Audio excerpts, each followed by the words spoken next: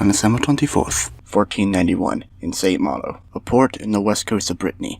A boy is born. This boy would later grow up to have a great beard. He would also become a mariner and discover Canada, but that's less important. Now flash forward to 1534. Jacque Cartier is saying before King, let's go ahead to my son Francis. You know how there are some northern islands that Columbus found?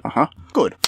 Here are some ships. Go! And so, in April 20th, sent with 2 ships and 61 people. Cartier sailed east, and 20 days later he found a place with the worst name, and found Prince Edward Island. And after some wacky misadventure where they slaughtered 1,000 birds, they found some natives and did some trading, and last time they met up, Carter planted a cross with the words, "Long live France" on it. At which point the natives promptly looked at each other and said, "Oh god, they're European." After arriving back in France and giving his reports to the king was very impressed. There's more ships and more men. And a year later, on May 19th, Carter with 3 ships, 110 men, and 2 natives he kidnapped, because he's European and that was kind of implied, set some sails, and thanks to his kidnapping, he landed in what will later be called Montreal, and was welcomed by some people, probably the Iroquois, but we don't know that for sure, so I'm going to call them the Jims. The Jims, who controlled the area, told of riches further west, but before you get the money, there was a brutal winter and his crew got scurvy, and he somehow managed to hang the Jims. So Carter waited until spring when the ice had thawed, so that he can get reports of the stuff and head back to France. He also stole more people. God dang it, old Carton! When he returned to the king with his report, the king was impressed. Okay, you know the drill. And so on May 1541, he went back to Canada to make some permanent settlements. We were some settlers a few months behind, but then they came back and they set up a base, and found all the gold and diamonds. So he immediately decided that the best course of action would be to immediately go back to France and sell them. However, on his way, he ran into the little colonist who was there to help. What are you doing here? Go